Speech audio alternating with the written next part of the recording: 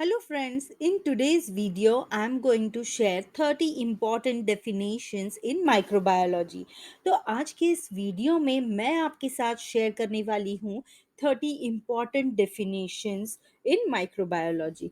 ठीक है, तो सबसे पहला जो डेफिनेशन है वो है माइक्रोबायोलॉजी का। The scientific study of micro organisms including bacteria, viruses, fungi and protozoa is called as microbiology. तो माइक्रोबायोलॉजी में एक साइंटिफिक तरीके से माइक्रो ऑर्गेनिजम्स की स्टडी की जाती है। माइक्रो ऑर्गेनिजम्स जैसे कि बैक्टीरिया, वायरसेस, फंगाई और प्रोटोजोआ। अब देखते हैं हमारा सेकेंड डेफिनेशन।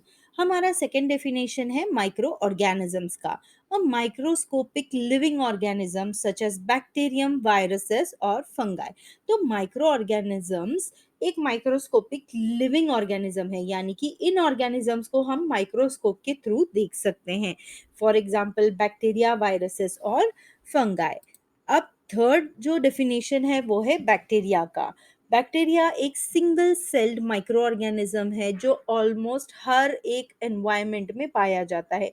यानी कि इस अर्थ पर जितने भी एनवायरनमेंट्स हैं, चाहे वो हवा हो, पानी हो या धरती हो, हर एक सरफेस पर, हर एक जगह पर आपको माइक्रो ऑर्गेनिजम्स देखने को मिलने वाले हैं। हमारा नेक्स्ट डेफिनेशन है वायरसेस का। A small infectious agent that replicates only inside living cells of other organisms. अब वायरसेस एक स्मॉल इन्फेक्शियस एजेंट है जिन्हें रेप्लिकेशन के लिए दूसरे माइक्रो ऑर्गेनिजम्स की ज़रूरत पड़ती है। इसके बाद हमारा जो फिफ्थ डेफिनेशन है वो है फंगाई का। A diverse group of eukaryotic organisms that include east, moulds and mushrooms. तो फंगाई एक डाइवर्स ग्रुप है यूकैरियोटिक ऑर्गेनिजम्स का। उस ग्रुप में कई सारे फंगाई आते हैं जैसे कि ईस्ट, मोल्ड्स और मशरूम्स। हमारा जो नेक्स्ट डेफिनेशन है वो है प्रोटोजोआ का। प्रोटोजोआ एक सिंगल सेल्ड यूकैरियोटिक ऑर्गेनिज्म है जिन्हें हम एक माइक्रोबायोलॉजी वर्ल्ड का एक इम्पॉर्टेंट हिस्सा भी माना जाता है। यानी कि मैं आपको कह सकती हूँ कि प्रोटोजोआ एक इम्पॉर्टेंट पार्ट है माइक्रोबियल वर्ल्ड का, और वो सिंगल सेल्ड है यानी कि यूनिसेल्यूलर है। ठीक है, इसके बाद जो हमारा सेवेंथ डेफिनेशन है वो है एंटीबायोटिक का।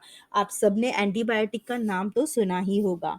एंटीबायोटिक एक ऐसा सब्सटेंस है जो एक माइक्रो ऑर्गेनिज्म प्रोड्यूस करता है, और वो सब्सटेंस दूसरे माइक्रो ऑर्गेनिजम्स को किल या तो इनहिबिट करने में हमारी मदद करता है। जैसे कि हम अगर बीमार होते हैं तो हमें किसी माइक्रो ऑर्गेनिज्म का इन्फेक्शन हुआ होता है, तो हम एंटीबायोटिक्स लेते हैं जिसकी वजह से हमारे अंदर जो हार्मफुल बैक्टीरिया है वो इनहिबिट होते हैं और हम ठीक हो जाते हैं। ठीक है, इसके बाद हमारा जो एट डेफिनेशन है वो है पैथोजन का। तो pathogen are a micro organisms that can cause disease in a host organism. तो पैथोजन ऐसे माइक्रो ऑर्गेनिजम्स होते हैं जो हमें बीमार कर सकते हैं, चाहे वो हम हो, एनिमल्स हो या तो दूसरे कोई भी लिविंग ऑर्गेनिजम्स हो। ठीक है, जैसे कि प्लांट्स हो गए। तो पैथोजन उसे कहते हैं जो होस्ट को बीमार कर दे। अब नेक्स्ट है host, an organism that provides a home for another organism और वायरस।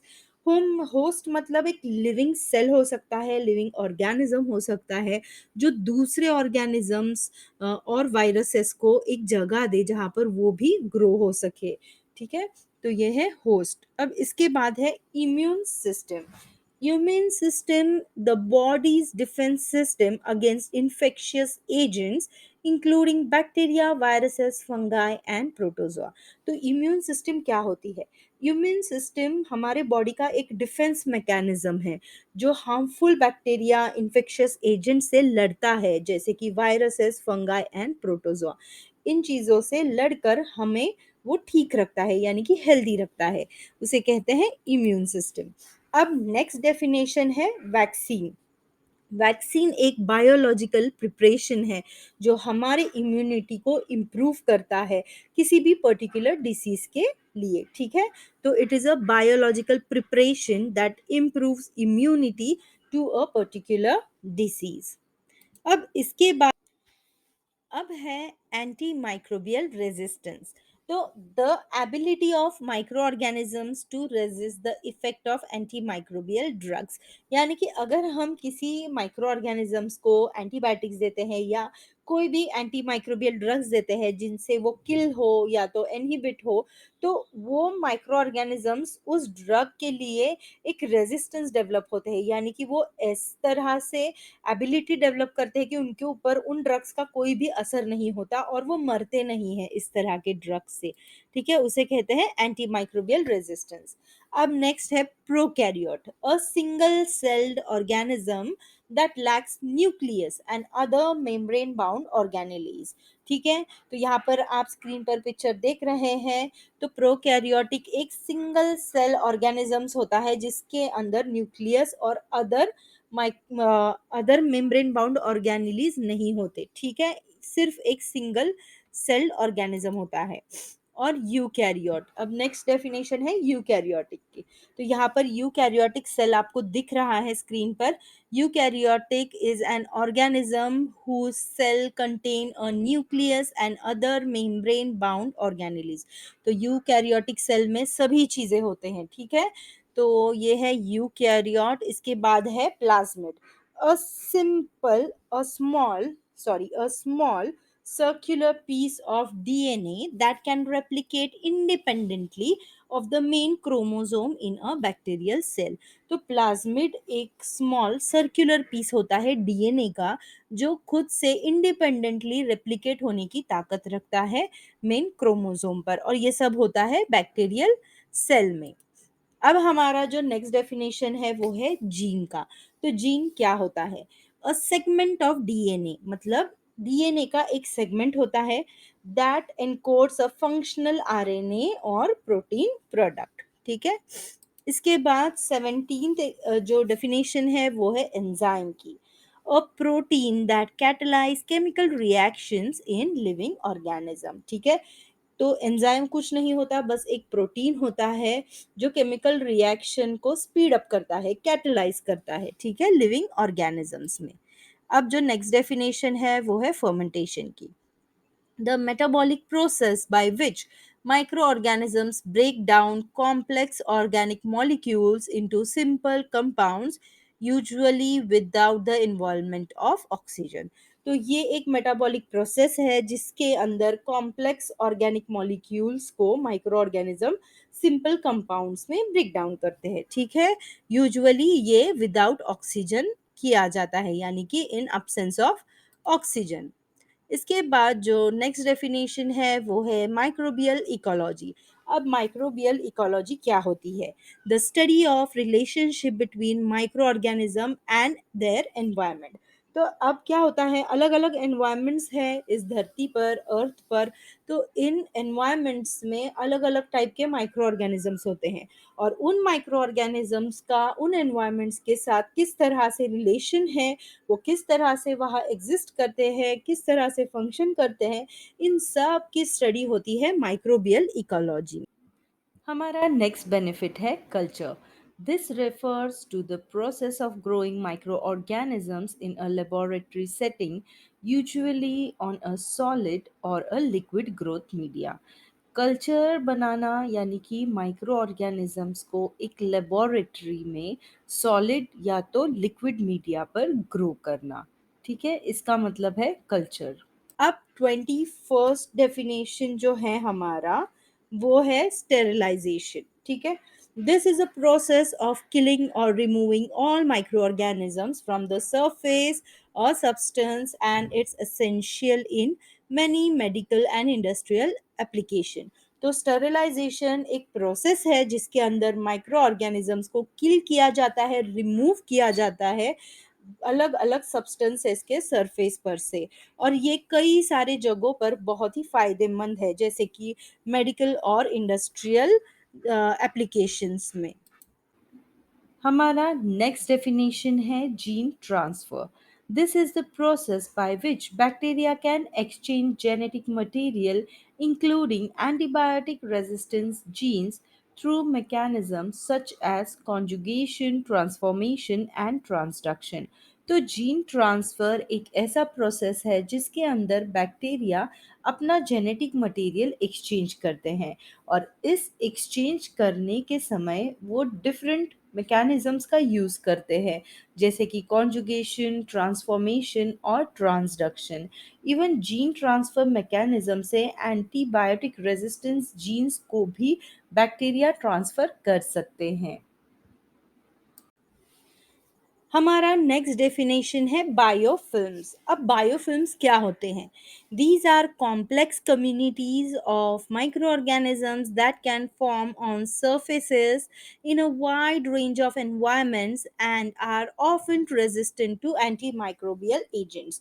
तो बायोफिल्म्स एक कॉम्प्लेक्स कम्युनिटी है माइक्रो ऑर्गेनिजम्स की, जो सरफेसेस पर अवेलेबल होती है। वाइड रेंज ऑफ एनवायरनमेंट्स में अलग अलग सरफेसेस होते हैं, उन सरफेसेस पर ये माइक्रो ऑर्गेनिजम्स की कॉम्प्लेक्स कम्युनिटी, मतलब एक से ज़्यादा माइक्रो ऑर्गेनिजम्स वहाँ पर अवेलेबल होते हैं, जो मोस्टली एंटी माइक्रोबियल एजेंट्स को रेजिस्टेंस होते हैं। यानी कि अगर आप वहाँ पर कोई भी ऐसे सब्सटेंसेस यूज़ करेंगे जिससे कि वो इनहिबिट हो, वहाँ पर वो इनहिबिट नहीं होते और वो रेजिस्टेंट दिखाते हैं कई सारे एंटी माइक्रोबियल एजेंट्स पर। ठीक है, उसके बाद जो नेक्स्ट इम्पॉर्टेंट डेफिनेशन है वो है antibiotic resistance.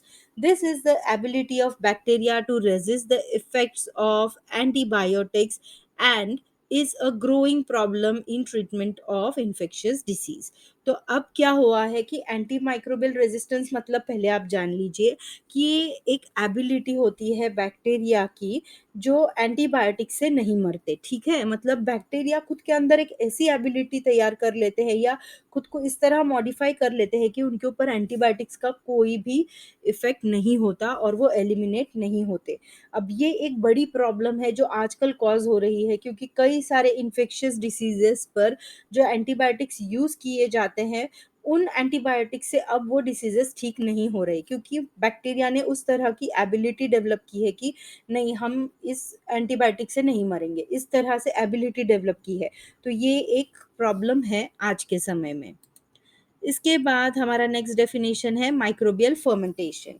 This is a process by which micro organism convert organic compounds into other products such as alcohol, acid, gases, and are used in many industries and food production process।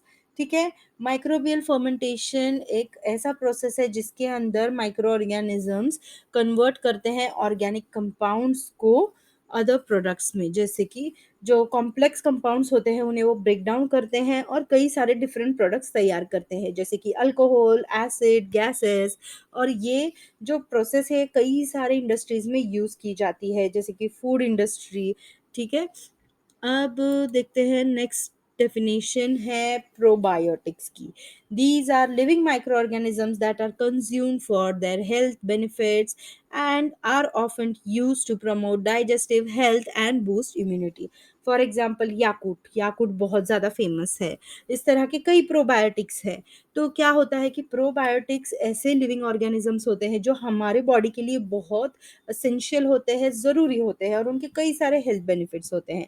उन्हें लेने से, consume करने से हमारे digestive health और immunity boost होती है। ठीक है, उसे कहते हैं हम प्रोबायोटिक्स। अब हमारा जो नेक्स्ट डेफिनेशन है वो है microbial genomics. This is a study of genetic material of microorganism and include topics such as genome sequencing, gene expression and comparative genomics। तो माइक्रोबियल जीनोमिक्स एक ऐसी स्टडी है जिसके अंदर जेनेटिक मटेरियल को स्टडी किया जाता है। अब जो माइक्रो ऑर्गेनिज्म के अंदर जेनेटिक मटेरियल है उसे स्टडी किया जाता है, और इसके अंदर कई सारे टॉपिक्स है, सब टॉपिक्स है, जैसे कि gene sequencing, gene expression, comparative genomics. तो ये बहुत ही बड़ा टॉपिक है। ठीक है, अब देखते हैं हमारा नेक्स्ट डेफिनेशन। हमारा नेक्स्ट डेफिनेशन है वायरोलॉजी का। The study of viruses and their interactions with host organisms and include topics such as viral replication, pathogenesis, and immunity। अब वायरोलॉजी क्या है? ये एक ब्रांच है माइक्रोबायोलॉजी का, जिसके अंदर वायरसेस को स्टडी किया जाता है। उनके जो इंटरेक्शन होते हैं होस्ट के साथ, यानी कि किसी भी होस्ट ऑर्गेनिजम्स के साथ वो किस तरह बिहेव करते हैं, उनके इंटरेक्शंस को स्टडी किया जाता है। जैसे कि वो किस तरह रेप्लिकेशन करते हैं, किस तरह डिसीज कॉज करते हैं, पैथोजेनेसिस, और किस तरह इम्यूनिटी पर इफेक्ट डालते हैं। ये सभी पॉइंट्स वायरोलॉजी में स्टडी किए जाते हैं। इसके बाद हमारा जो लास्ट डेफिनेशन है वो है माइक्रोबियल इवोल्यूशन का। This is a study of how micro organisms have evolved over time and include topics such as origin of life, horizontal gene transfer, and evolution of antibiotic resistance. तो microbial evolution ये भी एक बहुत ही बड़ी branch है। इसके अंदर micro organisms को स्टडी किया जाता है, मतलब शुरुआत से किस तरह micro organism over the time evolve होते गए हैं, किस तरह माइक्रो ऑर्गेनिजम्स ने उनका फॉर्म चेंज किया है, जीन ट्रांसफ़र करते आए हैं, किस तरह से आज के वक्त पे माइक्रो ऑर्गेनिजम्स ने एक एबिलिटी डेवलप की है जिसे कहते हैं एंटीबायोटिक रेजिस्टेंस। यही सब चीज़ें माइक्रोबियल इवोल्यूशन इस टॉपिक में आती है। तो फ्रेंड्स, आज का ये वीडियो आपको कैसा लगा, प्लीज़ मुझे कमेंट करके ज़रूर बताइए।